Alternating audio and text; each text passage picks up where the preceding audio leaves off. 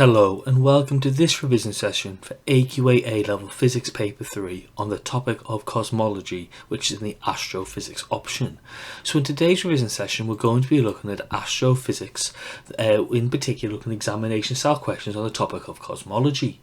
So if we've been successful and we've learned in today's revision session, we should be able to answer A-Level Physics examination style questions, assess our understanding on A-Level Physics and understand what topics we need to improve upon for A-Level Physics. So how should you prepare for this revision session? When you complete your revision session, divide your piece of paper into two sections. Make the section on the left hand side larger than the right hand side. And in this left hand side section, write down your working out answers to the question in the revision session. When you're doing this, make sure to write in full sentences and show your full working out. Whilst on the right hand side, write down any piece of information which you find useful, any hints and tips on answering questions from this revision session. After the end of the revision session, write up these notes into a revision sheet for you to use independently. So how should you be revising your A-Level Physics? Well, the first thing is to learn the key facts. Use revision guides, class workbooks, student prep notes and the textbooks to learn the key ideas of the course. And you might wish to make mind maps or write out notes yourself. The second step is to use things like Caboodle, Seneca, your knowledge checker to quickly test your own knowledge, and you may wish to do this from your own cue cards. Then the third step is to practice. Use the examination prep books, homework books, supervised study books and additional workbooks to answer examination questions and mark your own work. So you may wish to download your own exam past papers to do this. So the three steps of learn the key facts, testing yourself and then practicing exam style questions are how you should be revising for your A-Level Physics. So what types of questions will you have in this revision session? Well, there'll be three types of questions. The first type of question will be general check questions, which are basic questions designed to probe your understanding of key concepts of the topic. Then we'll look at checkpoint questions, which are more challenging questions designed to place your knowledge and understanding of the topics into different contexts and applications. Then the third type of question are assessment point questions, which are past paper exam questions which mimic the type of question found in public examinations. So let's now have a look at some questions for cosmology. The first question says a particular line in the spectrum of light from a source in a lab has a frequency of 6.173 times 10 to 14 Hz. The same line in the spectrum of light from a distant galaxy has a frequency of 6.142 times 10 to 14 Hz. Deduce what can be concluded about the distant galaxy and you should include a calculation. So pause the video now, then unpause the video when you want to go through your answer. Right, in this question, you've got a frequency and you've got the lab frequency, so you should use the Doppler effect equation, which is the change in frequency over the frequency equals V over C. The change in frequency is the difference between the two frequencies.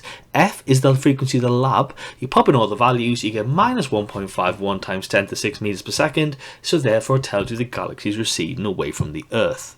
The next question says a police siren is observed to change pitch as it passes a stationary observer. Explain this observation.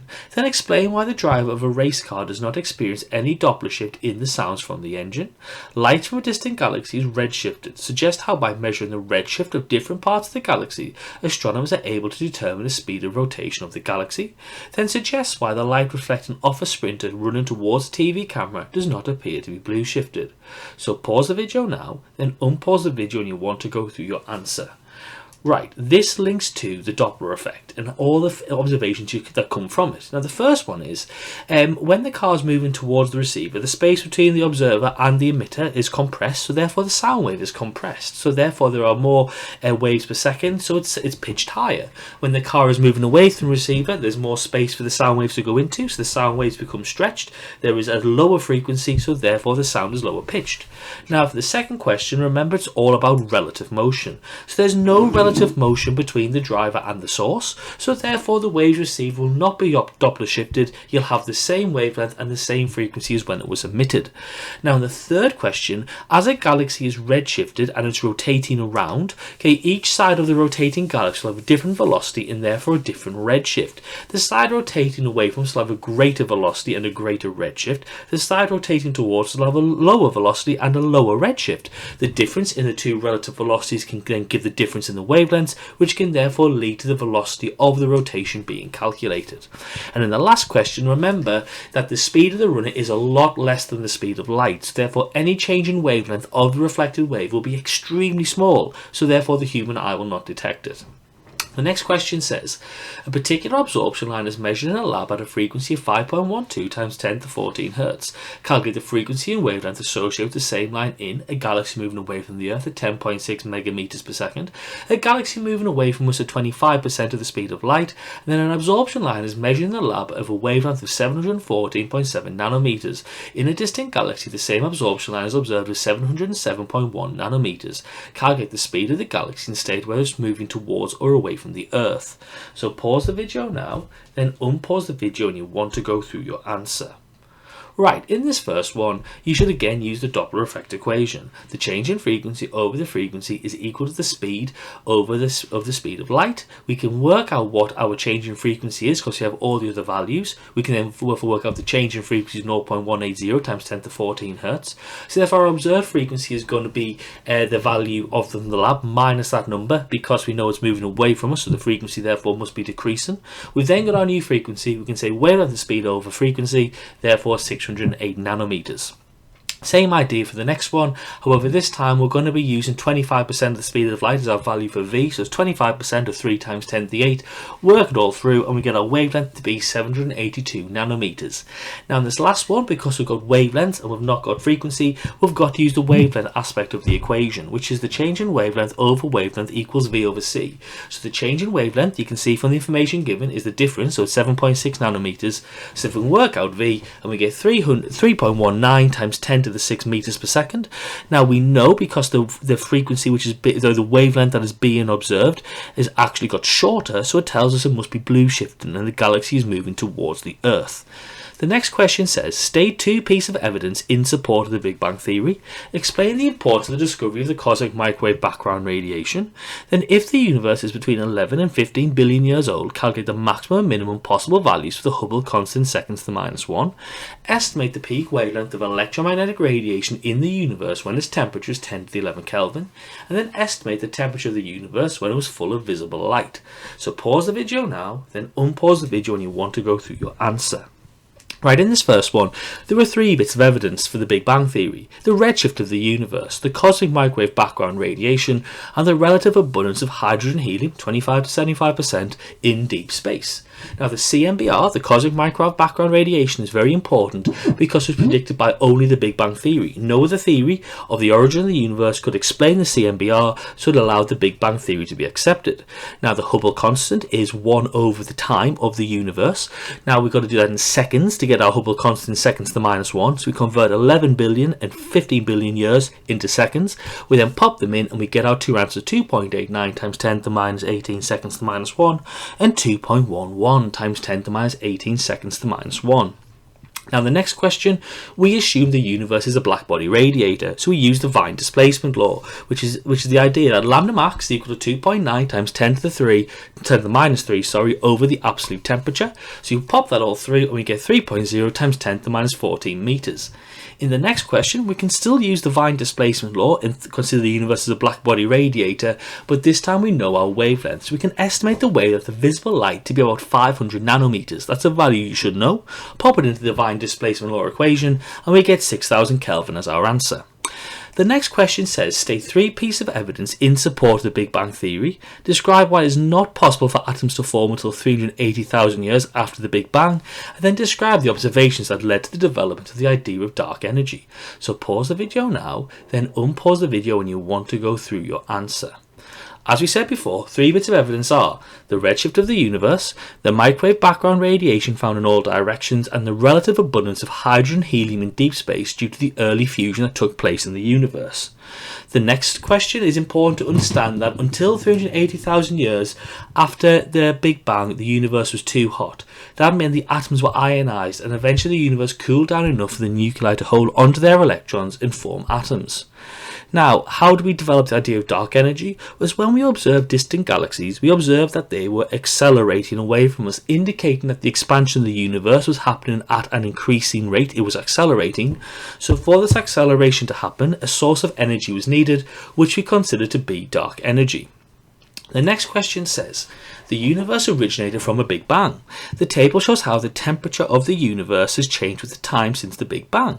Plot a graph of the log of the time against the log of the temperature. Time and temperature are related by the equation. Temperature to the power n times by time is equal to a constant, where n is an integer. So use a graph to determine the value of this for n. So pause the video now, then unpause the video when you want to go through your answer. Right, for this type of question, you've got to remember a log against log graph will give you a straight line, as you can see here, and you can see that in this straight line graph, from the rules of logs, that the gradient of the line will be equal to this value of n, because you know that when you plot your log against log graph, the gradient of the line of best fit that will be produced is the power to which the x-axis value is given to. So therefore, to work out n, which is the power given for temperature, you can draw the graph, you work out your gradient, it's equal to 2, so therefore n equals 2.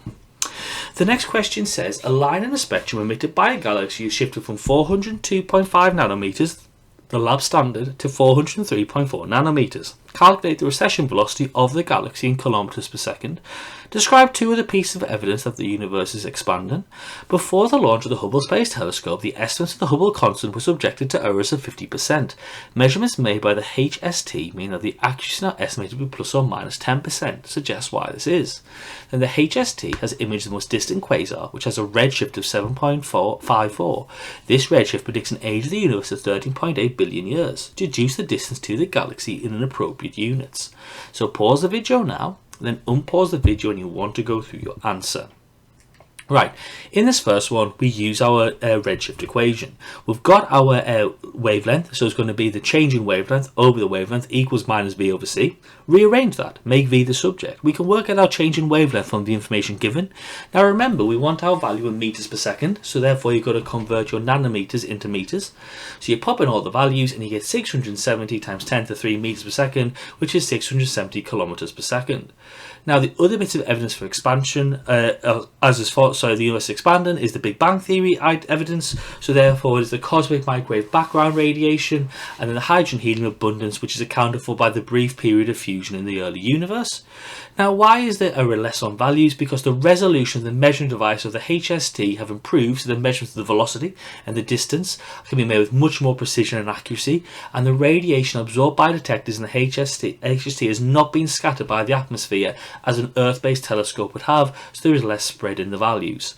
Now the next one, we know our Hubble constant is 1 over the age of the universe, which we can link into because we know that d is equal to v times by the age of the universe. We can pop in all the values, work it all through, and we get 341 light years.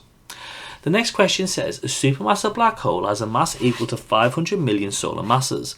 Calculate the Schwarzschild radius of the black hole. Compare the density of the black hole with the density of the sun. Explain why the sun will not become a black hole.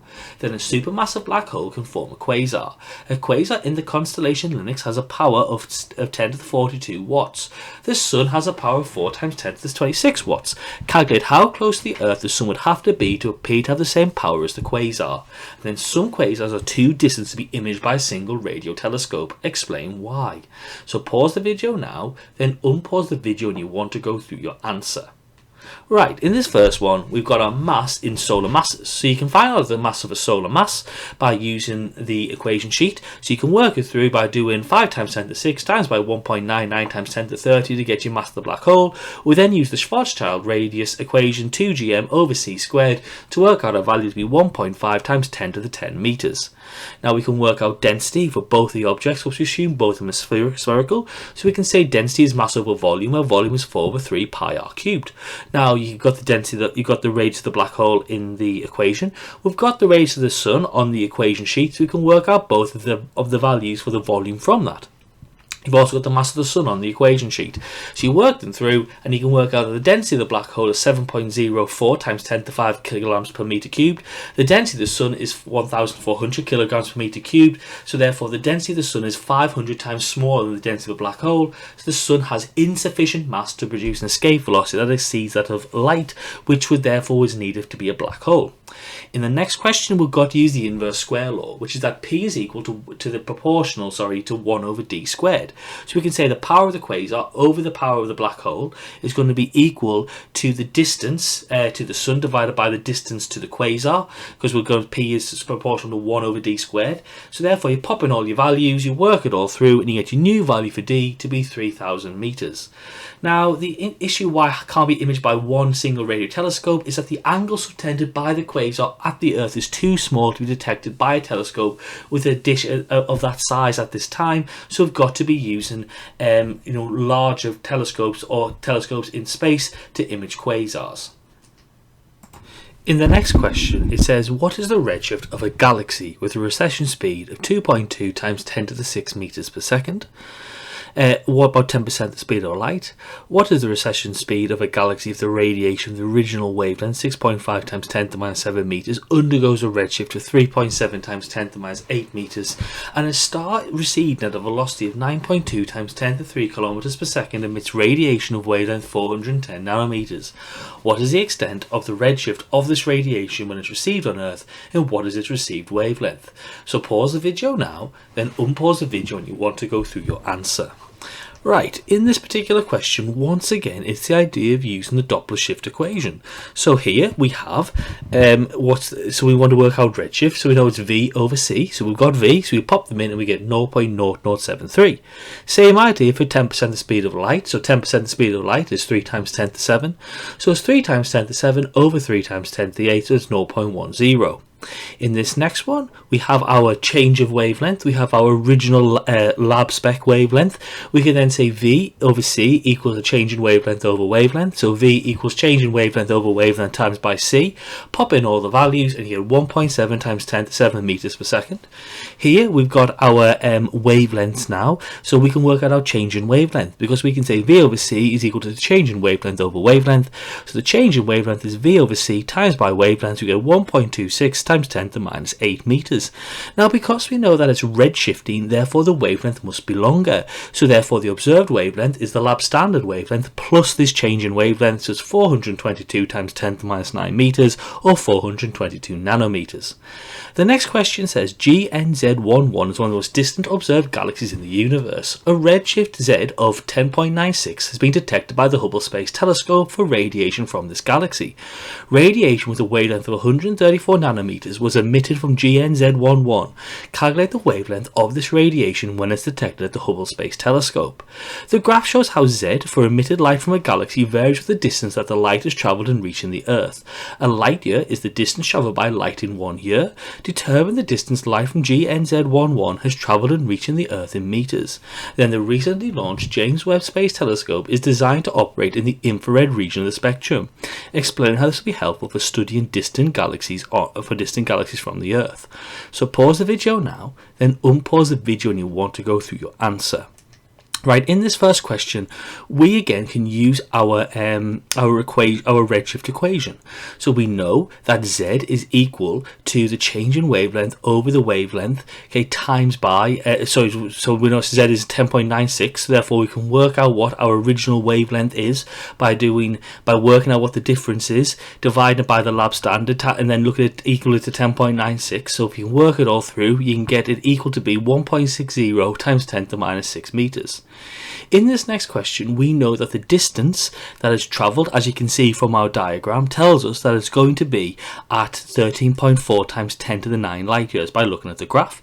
We can then convert the light year into meters by using our conversion factor, 3.15 times 10 to 7 seconds. We can therefore say that the distance is going to be speed times by the time, so you can work it through like so. So you get it out and you get it to be 1.26 times 10 to 26 meters.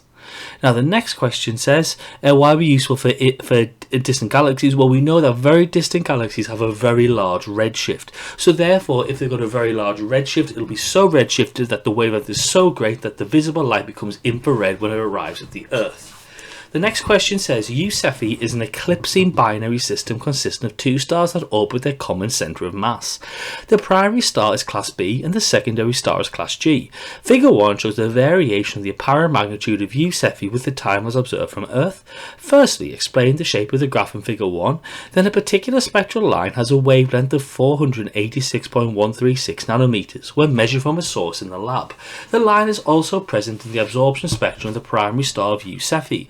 When observed from the Earth, the wavelength of the primary star's absorption line varies as shown in Table 1.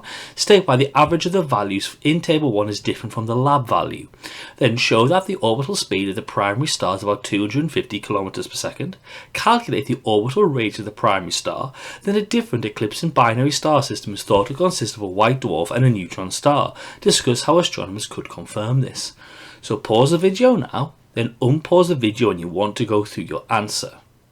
Right, in this first question, why are we getting these dips? So the minima in these graphs are caused when one star passes in front of the other. The deeper minima is caused by the cooler star passing in front of the hotter star, because there'll be a greater dip because we've got most of the hotter star blocked out when the cooler star is in front of it. In this next question, we can say that y is the average different from the lab value. So the system is moving towards us, so you've got the redshift. So therefore, the system is also moving, so therefore our light is going to be blue shifted. So the value is not going to be the same as the average. Now in 1.3, you've got your minimum and maximum value. So therefore, the change in wavelength, as you can see from the previous question, you're given the maximum, you're given the minimum. So therefore, our change is therefore going to be equal to 0.413 nanometers. We know Z is the change in wavelength over the wavelength, so you get that to be 8.50 times 10 to the minus 4. Now in this case, because we don't have a lab standard for the wavelength, it is the average of the two values. We can therefore say V is equal to Z times by C. We've got our value for Z from the previous question. We can multiply it by C, which ought to be the 3 times 10 to the 8. So we get 2.55 times 10 to the 5 meters per second, or 255 kilometers per second. Now we can see from the actual graph given before that the time period is 2.5 days, because that's the time it takes for one complete cycle to occur. We know that from the gravitational field unit that V is equal to 2 pi r over t. It's just going to be the circumference over the time for the velocity. So therefore r is equal to Vt over 2 pi. Pop in all the numbers. Remember to turn our time from days into seconds, and we get 8.76 times 10 to the 9 meters. And then how do we ever confirm any binary star system? Well, it comes from the fact that you've got to think about one of the objects blocking out the other.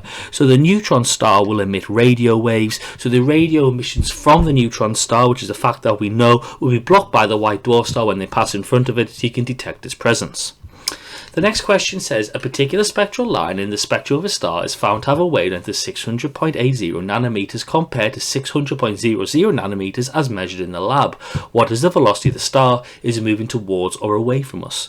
The H alpha spectral line in the hydrogen spectrum is 656.00 nanometers when measured in the lab. Star A is observed to have that line at 656.60 nanometers, star B at 655.90 nanometers, and star C at 656.40 nanometers. Which star is moving the fastest relative to the Earth?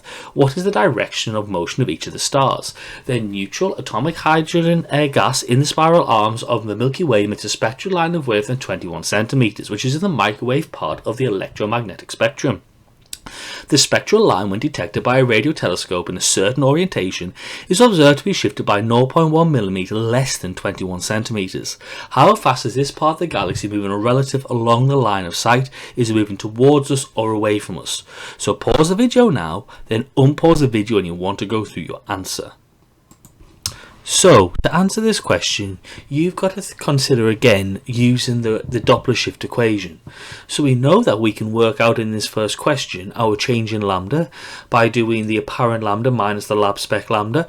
We can then say V equals a change in lambda over lambda times by C, work it through, and we get minus 4 times 10 to the 5 meters per second. Now, because V is a negative, it shows that the star is receding away from the Earth.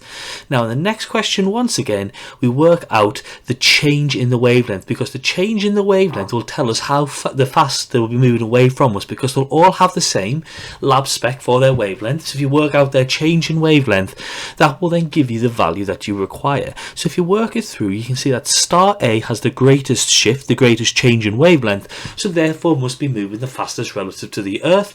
And because if you can see here in star A we've got a positive, and star C we've got a positive, but then star B we've got a negative, it tells us that A and C are receding from the Earth. A negative velocity will tell us that we're receding, while star B must be blue shifting, must be coming towards us. Once again, in the third question, we work out our change in wavelength by working it through to be minus 1 times 10 to the minus 4 meters. We know V over C equals the change in wavelength over the wavelength. Pop it all through and we get 1.4 times 10 to the 5 meters per second. Because the value is a positive, it will be moving towards us. The next question says, measurements of the shift in the 21 centimeter H1 line in the spectrum of the galaxy M84 suggest that it's receded at a velocity of 900 kilometers per second.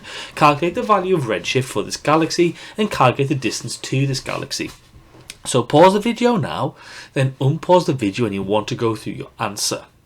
Right, in the first one, what we're trying to do is trying to work out Z, the redshift. So we say Z is equal to V over C. We know what V is, but remember, for this equation to work, they've got to be in the same units. So therefore, we've got to place 900 kilometers per second into 900 times 10 to the 3 meters per second. So we get Z to be 3 times 10 to the minus 3.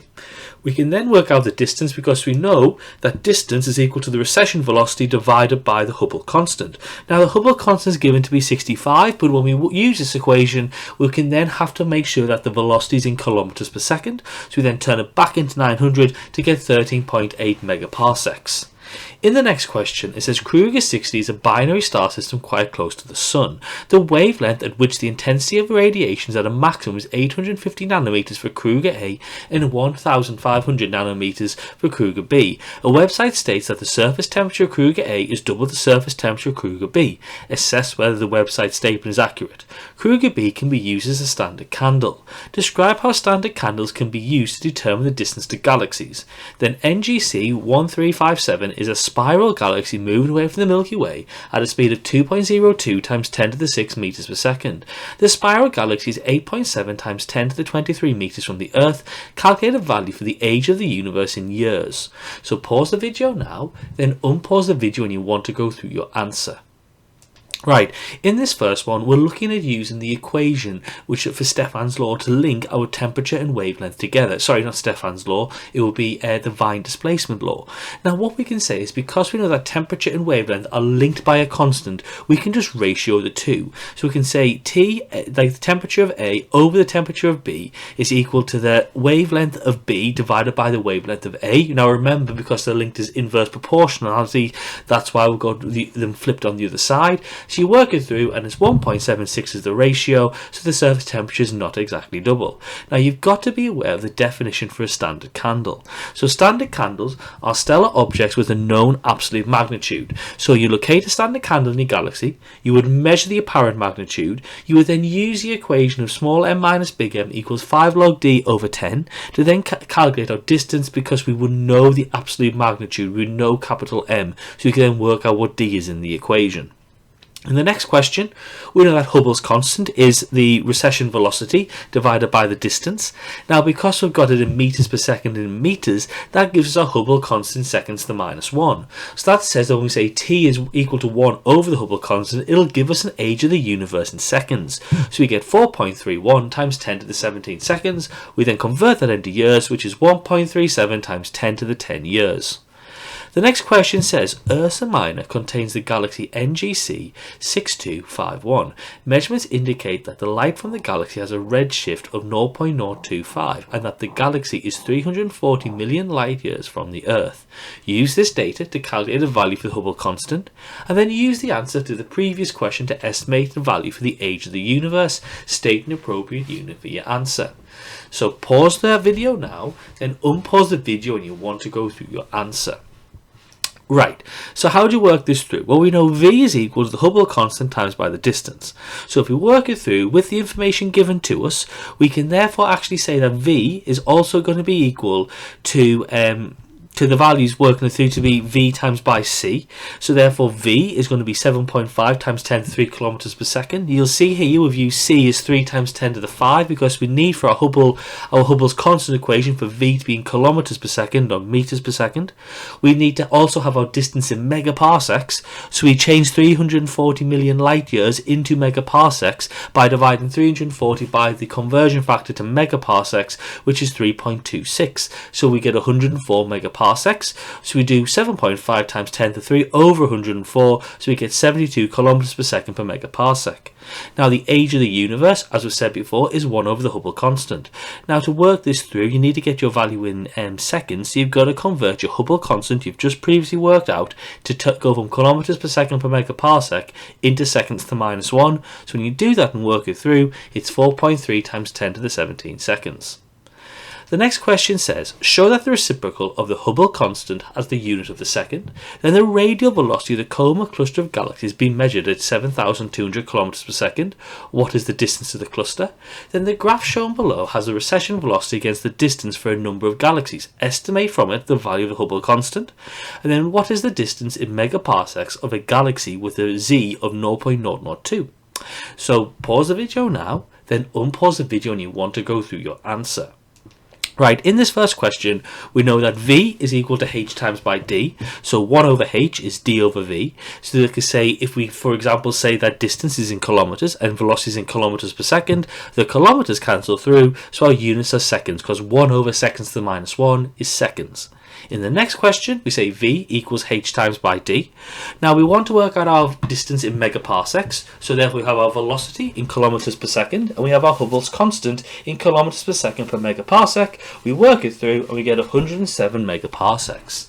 Now in the next question, you'll see that you've got the recession velocity on the y and the distance on the x, so therefore the Hubble constant will be the gradient of your line. So it's about 203 was the change in y divided by 3, the change in x, so we get 68 kilometers per second per megaparsec.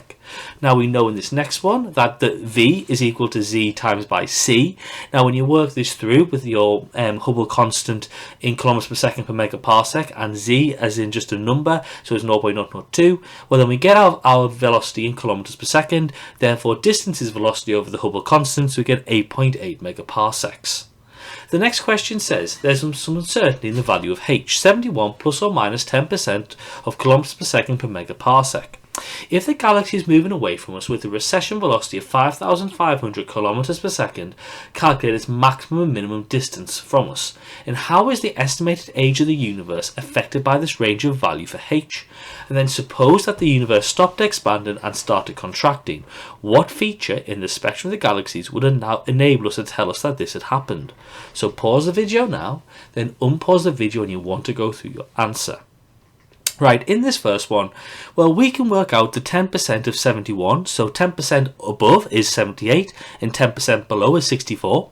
Then what we can do is then use this to work out distance. Distance is going to be velocity over Hubble's constant. It'll give us our distance in megaparsecs, so we've got a maximum to be 86 megaparsecs, because remember the smallest Hubble constant will give us the biggest distance because of how the equation is, and then the minimum distance is 71 megaparsecs. Now for the estimated age for each one, you've got to convert the Hubble constant from kilometers per second per megaparsec into seconds to the minus 1. But as you can see there, you would do that by dividing by 3.1 times 10 to the 19. So you work that through and you get 5 times 10 to the 17 seconds, which is 15.9 billion years, and 4 times 10 to the 17 seconds, which is 12.7 billion years. Now you can observe if the universe was contracting because we would observe blue shift in spectral characteristics from distant objects because it indicates coming back towards us. The next question says, the following statement appears on a website. Messier 87 is 55 million light years from the Earth. The spectrum of the light from M87 includes an absorption line at a wavelength of 394.5 nanometers. The same line is produced by a source on Earth with a wavelength of 393.4 nanometers. A light year is the distance travelled in a year by light in a vacuum. Assess the accuracy of the statement made on the website. So pause the video now, then unpause the video when you want to go through your answer. Right, in this one, what you need to do is you need to work out what the velocity of the object is travelling as receding from the Earth at. So we can say that v is equal to the change in wavelength over the wavelength of the lab standard times by c, which is 3 times 10 to the 8. So you work it all through and you get your value to be 8.39 times 10 to the 5 meters per second. Now we can then use the Hubble's constant equation, which says d equals v over the Hubble's constant. But remember, for this to work, we really need to either have the Hubble's constant in seconds to the -1, or you'll have to have your distance in you'd have to get your velocity in kilometers per second and your Hubble's constant in kilometers per second per megaparsec, and we get our distance out in megaparsecs. But in here, we've got our Hubble's constant is in seconds to the -1, so the distance is 5.18 times 10 to the 23 meters. So therefore, what we can do is we can work that out to be 5.48 times 10 to the 7 light years. So it tells us that the statement is going to be correct. The next question says the cosmological microwave background has a thermal blackbody spectrum at a temperature of 2.725 Kelvin. What is the peak emission wavelength, and how does this explain the name of the background radiation? Then explain how the observed abundances of hydrogen and helium are seen as evidence for the Big Bang. Then the early universe contained only light elements. However, at the present time, there are large amounts of heavier elements. Explain this. And then the Big Bang theory postulates that as the universe cooled after the Big Bang, there were 7 protons created for every neutron, so that this predicts that the helium abundance by mass in the early universe was 25%. So pause the video now, then unpause the video when you want to go through your answer. Right, so for this one, you've got to treat the universe as a black body radiator. So we use the Wien displacement law. Lambda max is 2.9 times 10 to the -3 over the absolute temperature. So we get 1.1 millimeters, which is in the microwave region of the electromagnetic spectrum, which is why it's called the cosmic microwave background. Now in question 2.1, the Big Bang theory proposes that the primordial nucleosynthesis, which is the formation of hydrogen nuclei from free protons and neutrons, and the formation of helium nuclei from the fusion of hydrogen, the theory predicts a hydrogen to helium ratio of 3:1, which is very near to what we see today. And we now get heavier elements because the heavier elements are made by fusion in stars, which when the star ends its life in a supernovae is then dispersed in the interstellar medium. Now in the last question, the nucleus of helium has 4 nucleons made of 2 protons and 2 neutrons. So if the ratio of protons to neutrons was 7:1, to assemble 1 helium nucleus means you'd be needing 14 protons and 2 neutrons, of which 2 neutrons combine with the 2 protons, leaving 12 extra protons. So 4 of the original nucleons are used up in the helium nucleus and the other 12 are still protons, so they become hydrogen nuclei. So therefore you get your proportions. The next question says, a star in a distant galaxy is receding from the Earth. A physicist measures the wavelength of the hydrogen absorption line in a lab source to be 725 nanometers. The wavelength of the same absorption line in the spectrum of the star has been shifted by 35 nanometers. Calculate the star's distance from the Earth. Then, assuming h has been constant since the universe began, the universe is approximately 13.7 billion years old. Why is this figure only an estimate? And then a student claims that this means he can calculate the absolute size of the universe. Why is he wrong? So pause the video now, then unpause the video when you want to go through your answer. Right, again, in this first one, we can use the redshift equation or the Doppler shift equation. Z is equal to the change in lambda over lambda. So we work out what Z is by finding out difference and dividing it by the lab sample. So we get 0.00482. Multiply that, therefore, by C, and we're going to get our value for V out, which is 1.44 times 10 to the 7 meters per second. We can then convert that into kilometers per second to use then in the Hubble's constant equation. So D equals V over the Hubble's constant. Pop in the values, you get your distance out in megaparsecs. The answer is 200 megaparsecs. This value is an estimate because we actually think the Hubble constant has not been constant since the universe began, and we can't calculate the absolute size of the universe because if the universe is 13.7 billion years old, the observable universe is limited by the time taken to travel to us. Some light will have not reached us yet, so the actual size of the universe cannot be calculated. The next question says, astronomers can detect microwave background radiation coming from space in every direction. The temperature of this microwave radiation is 2.7 Kelvin and its total intensity is about 3 times 10 to the -6 watts per meter squared. Describe the origin of the microwave background radiation. The figure below shows how the intensity of the microwave background variation varies with its wavelength lambda. The peak intensity is at a wavelength of 1.1 millimeters. This spectrum of the microwave background radiation changes with the temperature according to Wien's displacement law, suggest and explain how the spectrum might have looked in the distant past. Then calculate the energy of a photon which has a wavelength of 1.1 millimeters, and then estimate the number of photons of the microwave background radiation incident per second on the back of your hand. Assume all emitted photons have the energy you've calculated previously, and the back of your hand has a surface area of 150 centimeters squared. So pause the video now, then unpause the video when you want to go through your answer. Right, so the origin of the microwave background radiation is that after the Big Bang, the universe was very hot, and the energy, the radiation, and the matter was coupled. Then the universe expanded and cooled. This decoupled matter and energy. Therefore, the wavelength of the gamma photons was subsequently increased, and therefore it was released.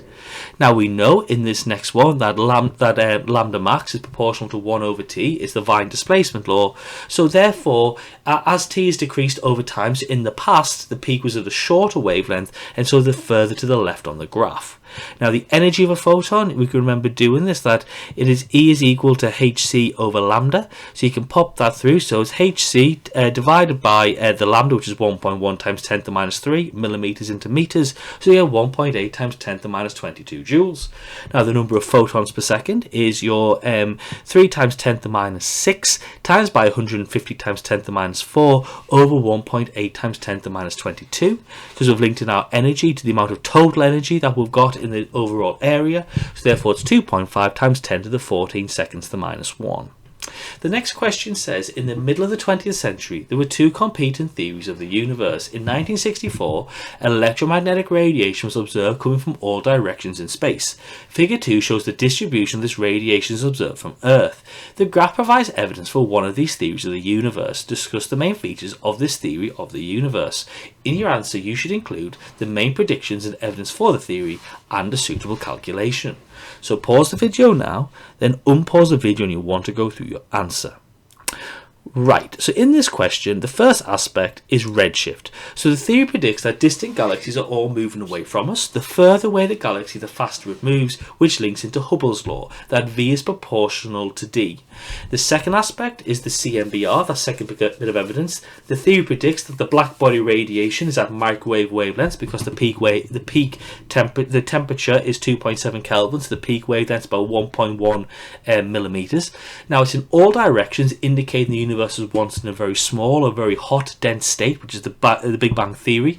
The graph shows a peak in the microwave, and the general shape is the same as a black body, so we can assume the universe to be a black body emitter. The CMBR cannot be predicted by any other theory except the Big Bang theory, so it's the idea that it's leftover radiation from the Big Bang. And the third aspect is the ratio of hydrogen to helium, in the idea that the theory predicts that there should be a ratio of 75% hydrogen and 25% helium in deep space, which is what we observe in practice. The next question says, Cygnus A may be the nearest quasar yet discovered. Cygnus A has a redshift of 0.057. Calculate the distance to Cygnus A and state an appropriate unit. The first quasars were also discovered in the 1950s. What properties of quasars led to their discovery? So pause the video now, then unpause the video when you want to go through your answer. Right, so in this first one, what do we know? We've got Z. So Z equals V over C. So we can say V is equal to Z times by C. So it's 0.057 times by 3 times 10 to the 8. So you get 1.71 times 10 to the 7 meters per second. We can then say V equals HD, but V needs to be in kilometers per second for this equation to work. We divide it by the Hubble's constant, and therefore we get 263 megaparsecs. And the property of quasars is that they're very strong radio sources as observed on Earth. The next question says, a quasar is found a light at a distance of 5 times 10 to the 9 parsecs from the Earth. To have the same apparent magnitude as the quasar, the sun would need to be placed at a distance of 3 times 10 to the 3 parsecs from the Earth. Using the inverse square law, calculate the ratio of luminosity of the quasar to that of the sun. Then the absolute magnitude of the Milky Way has been estimated to be minus 20.5. The apparent magnitude of quasar 3C273 is 13. A distance measurement of 3C273 puts it at a distance of 749 megaparsecs. What is the absolute magnitude of 3C273?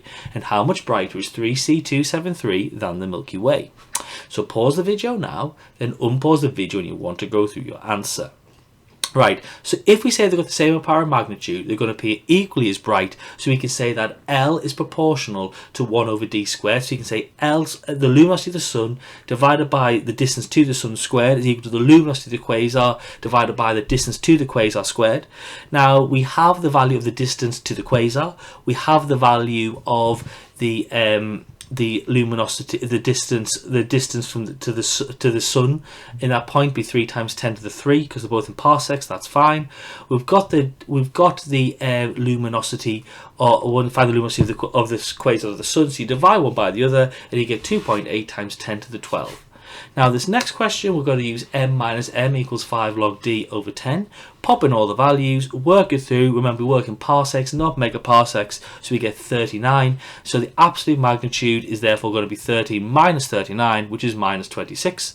Now, how can you work out the difference in brightness? Well, therefore, the difference in brightness is 5.5, because you can see the quasar is minus 26 and the Milky Way is minus 20.5.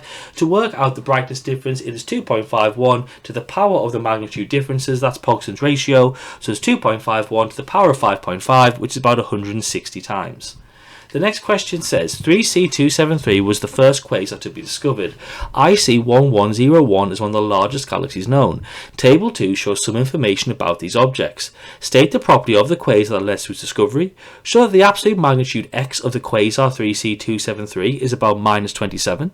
Assume that the quasar and the galaxy are both viewed from the same distance. Explain which will be the brighter object and calculate the ratio of brightness of brighter object to the brightness of dimmer object. And then the black hole at the center of 1C1101 has a mass of 7.1 times 10 to the 11 solar masses. Calculate the average density within the event horizon of the black hole. So pause the video now, then unpause the video when you want to go through your answer. Right, so in this first one, what's the property? It's a very powerful, very strong radio emitter as observed on the Earth. This next one, we've got our power and magnitude, we've got our distance, so we can say m equals small m minus 5 times by log d over 10, so it's 12.8 minus 5 log d over 10. Remember, we turn our megaparsecs into parsecs, so it's minus 26.6. In this next one, the quasar is the brighter the object because it's got a more negative power and magnitude, and the more negative your absolute magnitude, the brighter the object. So the difference in absolute magnitudes from the two values is 3.8.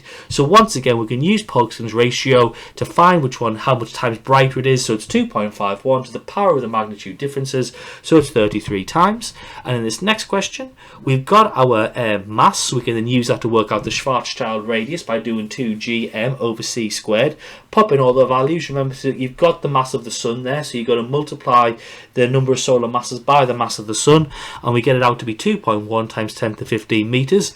We assume that the black hole is a sphere, so volume is 4 over 3 pi r cubed. You work out your volume, density is mass over volume, so it's 3.67 times 10 to the minus 5 kilometers per meter cubed. Our next question says, calculate the distance to a quasar with a redshift of 0.12. So pause the video now, then unpause the video when you want to go through your answer. Right, in this question, we've got z to be equal to 0.12. We know v equals zc, so it's going to be 3.6 times 10 to the 7 meters per second. To then convert that into the Hubble's constant equation, and it's been kilometers per second, d equals v over h. Pop it all through, and we get 550 megaparsecs. The next question says, Thetis Carinae is a star with a radius 5 times that of the Sun. It has a surface temperature of 31,000 Kelvin. An astronomer suggests that an Earth-sized planet orbits Theta Carinae. Explain one difficulty with using the transit method to detect this planet. And the astronomer suggests that the Earth-sized planet receives a similar amount of power from Theta Carinae as the Earth does from the Sun.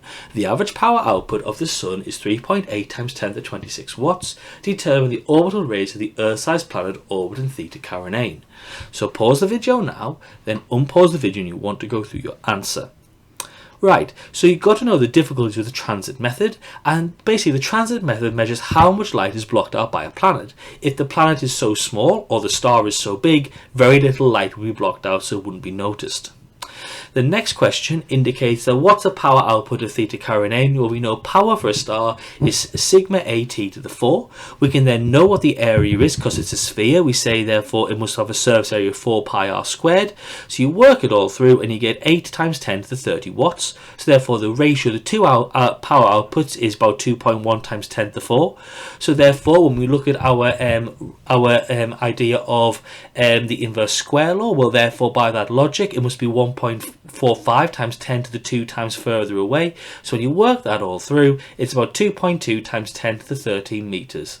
Again, remember that we can say that approximately p is equal to proportional to 1 over d squared, so it allows us to work out how much further it must be away. The next question says, figure 19 shows how the radial velocity variation measured with Doppler spectroscopy of a star being orbited by a single imaginary exoplanet moving in a circular orbit. What is the maximum variation in the radial velocity? Where is the centre of mass of the planet-star system likely to be? What is the orbital period of the planet? Then estimate the radius of the orbit of the star's wobble. With reference to the orbital period of the planet suggests whether it's close to or distant from the parent star. So pause the video now, then unpause the video when you want to go through your answer.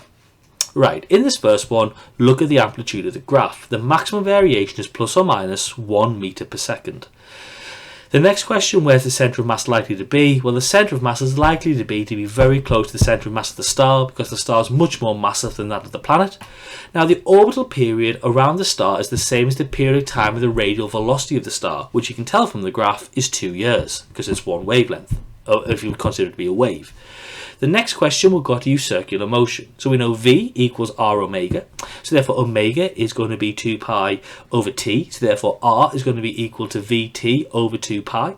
So we can work it through to be 1.0 times 10 to the 7 meters per second. So the orbital radius of the star's wobble is going to be similar to the radius of the sun. So therefore the planet probably orbits very close to its star. So it's going to be very, very hot. The next question says, what factors make the detection of transit exoplanets very difficult? And then figure 23 shows the reduction in brightness of the exoplanet Kepler-7b as it passes in front of its parent star Kepler-7. The radius of Kepler-7 is 1.8 times the radius of the Sun. Estimate the radius of exoplanet Kepler-7b, how big is it relative to Jupiter. Then estimate the transit time of Kepler-7b across the surface of Kepler-7. And what additional information will be needed to work out the orbital period of Kepler-7b. So pause the video now, then unpause the video when you want to go through your answer. Right, so in this first one, the difficulty is measuring the reduction in brightness accurately, and also the infrequency of transits which go with the Earth being in the line of sight to observe this difference. Now from the graph, you can see that the reduction in brightness is about 0.0075. So we know that the radius squared of Kepler-7b over the radius squared of Kepler is going to be 0.075. You can then work it all through, look at all the information, and you get R to be 109000 kilometers. Relative to Jupiter, it's about 1.6 times larger than Jupiter. In the next one, we look at our graph and we see that the graph has dipped for about 5 hours. So that's how much time must be blocking some of the light from the star. Then to work out the orbital period, you would need to know the time between successive transits, how often it repeats itself. The next question says, figure 22 shows the light curve of an exoplanet in transit across a distant star. Approximately how long does it take the exoplanet to cross the star's disk? What is the orbital period of the exoplanet? And by what percentage is the light of the parent star reduced? And what size of exoplanet does this suggest? So pause the video now, then unpause the video when you want to go through your answer. Right, in this first one, you can see here that it takes to cross the star's disk. How long does it take to dip? It's about 1/5 of the day, so on the Earth that is 5 hours. Now the orbital period is the time it takes for it to repeat itself, so again looking on that, it's 2.25 days before you get the same dip again. And then the decrease in brightness is going to be 1 over 0.9930, the lowest value on the graph, divided by 1 times by 100 is 0.7%. Now whilst that seems a small number, for a planet that's actually quite a large amount. So therefore must be quite a large exoplanet, maybe in similar size to Jupiter if the star was the same size as our Sun. The next question says, the final stage of evolution for a massive star may be a rotating neutron star. One neutron star rotates with a period of 33.5 milliseconds. As the star rotates, one side of the star moves towards the Earth while the other side of the star moves away from the Earth. This causes a range of wavelengths to be received by the observer. Ultraviolet radiation of wavelength 91.2 nanometers is emitted by the star. Calculate the maximum and minimum wavelengths observed.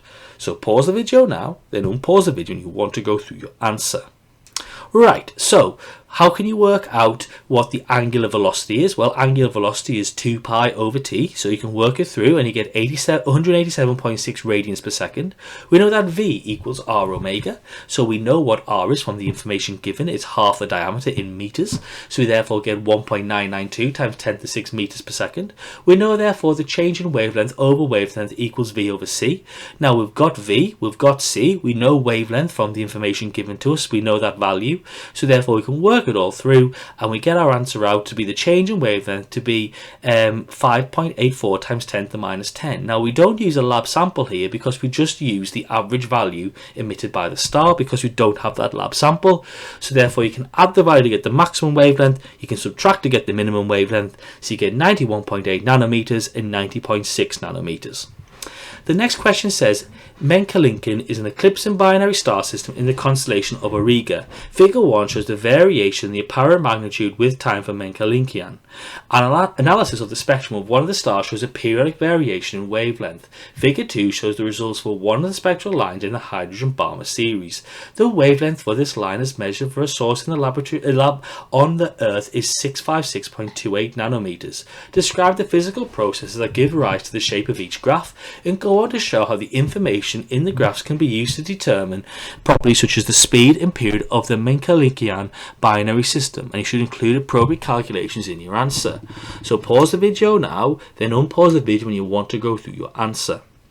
Right, so firstly, the time period is the time from the first dip in the light curve to the third dip, which is approximately 4 days. This is one full cycle for a wavelength graph, and therefore one full cycle is approximately 4 days. When one star passes in front of the other star, the amount of light received by us on Earth changes. The brightest apparent magnitude occurs when both stars can be seen. The dips occur when one star is in front of the other, and the similarity in dips suggests that both stars have a similar temperature, similarly sized as each other. Now the variation in wavelength is due to the Doppler effect that will occur. The peaks and troughs occurs when the stars move with their greatest velocity either towards us or away from us. So the biggest change in the wavelength from the graph is the biggest value minus the smallest value, which is 0.24 nanometers. So therefore, by using the Doppler shift equation, V is going to be equal to the change in wavelength over wavelength times by C. We can then do that. Remember, we use our average value for the wavelength here, not a lab we can use the lab value because we're given that in the question. So it's 1.1 times 10 to the 5 meters per second. So our orbital radius is therefore going to be equal to r equals v over 2 pi over t. So therefore it's 6.1 times 10 to the 9 meters. Now the next question says, in this star system, analysis of the spectrum of one of the stars shows a periodic variation in the wavelength. The distance from the Earth to Menkalinkian is 81 light years. Calculate the value of absolute magnitude of Menkalinkian when it appears the brightest. So pause the video now, then unpause the video when you want to go through your answer. Right, so we know from this we can use the equation for apparent and absolute magnitude. M minus M equals 5 log D over 10. So when you work it through, we need D to be in parsecs. So we turn 81 light years into parsecs by divided by 3.26. We can therefore say the brightest apparent magnitude is 1.897 as shown on the graph. And therefore the brightest big M is therefore going to be working through to be minus 0.082. The next question says, treated as a single source, the Andromeda Galaxy has an apparent magnitude of 3.54 and an absolute magnitude of minus 20.62. Calculate the distance to the Andromeda Galaxy. Then the Andromeda Galaxy is believed to be approaching the Milky Way at a speed of 105 kilometers per second. Calculate the wavelength of the radio wave produced by the atomic hydrogen, which will be detected from a source approaching the observer at a speed of 105 kilometers per second. The wavelength of atomic hydrogen measured in the lab is 0.21121 meters, and then some astronomers believe that the Andromeda Galaxy may collide with the Milky Way in the distant future. Estimated time in seconds which would elapse before a possible impact with the Milky Way would occur. So pause the video now, then unpause the video when you want to go through your answer. Right, in this first one, we've got to use that equation again of apparent magnitude and absolute magnitude. Small m minus big M equals 5 log d over 10. So you can work it all through. We get d in parsecs, and then 6.7 times 10 to the 5 light years. In the next one, we use our equation from the Doppler shift. So change in lambda over lambda equals v over c. So you can work out what the change in lambda is, and we get 7.4 times 10 to the minus 5. Because we know, as it says here, it's approaching us, the wavelength is lower, so therefore we subtract it from the value, so we get 0.21114 meters. In our next question, we know time is equal to distance over velocity, so we can use that equation. Now, to get our value in seconds, we're going to have our distance in meters, so we convert the distance from our value given before. Previously, you can see here, it's going to be working it through. We worked out to be 6.7 times 10 to the 5 Pascal. 10 to 5 parsecs, so therefore we've got to change that into meters by 3.08 times 10 to 16. We then divide it by the velocity in meters per second, which we know to be 105 times 10 to the 3, because we've gone from kilometers per second to meters per second, so we get 2 times 10 to 17 seconds. The next question says, at the beginning of the 20th century, astronomers identified that a number of galaxies were moving away from the Earth. State how astronomers knew that the galaxies were moving away from the Earth, and then Hubble suggested that the recession velocity of the galaxy was related to the distance of the galaxy from the Earth by the expression v equals h times by d. The graph shows some of Hubble's data. Assess the validity of the Hubble expression based on the data shown. So pause the video now, then unpause the video when you want to go through your answer. Right, in this first one, it's the idea that the light or the radiation received from galaxies is redshifted, so the wavelength of light was longer than we expected. Now, in this second graph, it's looking at the information. Now, a straight line through the origin would be consistent with Hubble's expression because it's a directly proportional relationship, but there are outliers and they're far from the line, and only some of the points are close to the line, so the expression may not be valid. Or you could say the gradient is equal to the Hubble constant. There is scatter about the line, so therefore the value of Hubble's constant is uncertain, so it's another reason to suggest the expression may not be valid. The next question says, NGC 4889 is a galaxy which contains one of the biggest black holes ever discovered. State what is meant by a black hole. Then the mass of a black hole in NGC 4889 is believed to be 2.1 times 10 to the 10 times greater than that of the Sun. Calculate the radius of this event horizon. And then NGC 4889 is 3.1 times 10 to the 8 light years from the Earth and is receding at a velocity of 6.5 times 10 to the 6 meters per second. Estimate, using these data, an age in the seconds for the universe. So pause the video now, then unpause the video when you want to go through your answer. Right, learn the definition of a black hole. It's an object with an escape velocity greater than that of the speed of light. The next one, we're using the Schwarzschild radius of r equals 2gm over c squared. Remember to convert your mass from solar masses into kilograms by multiplying by that value of the mass of the Sun, 1.99 times 10 to the 30. Pop in the values and we get 6.2 times 10 to the 13 meters. In this next question, we know v equals hd, but v needs to be in kilometers per second, so we convert meters per second to kilometers per second. Distance needs to be in megaparsecs, so we convert our value given into megaparsecs by dividing by 3.26 times 10 to the 6, so it's 95. So therefore h is v over d, and it's 68. The age of the universe is 1 over 68, but that's not an appropriate unit. So we then use our conversion factor, and we work it through as shown on the screen to be 4.6 times 10 to the 17 seconds.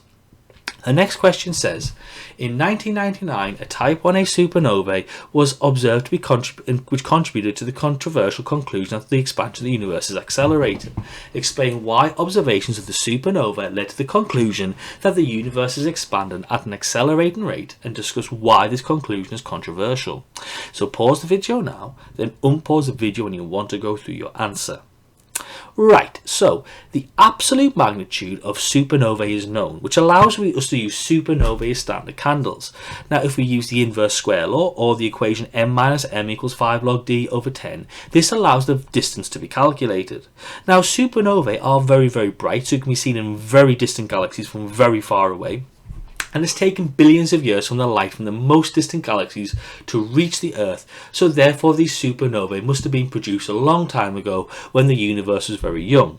Now, measurements of redshift, so you can measure velocity, and the use of Hubble's law shows that actually the supernovae are fainter than expected, so it shows that they've been redshifted more than we thought. So this indicates to us that the universe is expanding now faster than when the supernovae first exploded, as the light has had to travel further to reach us than would be expected than if there was a constant rate of expansion, indicating that the universe is increasing in its expansion rate.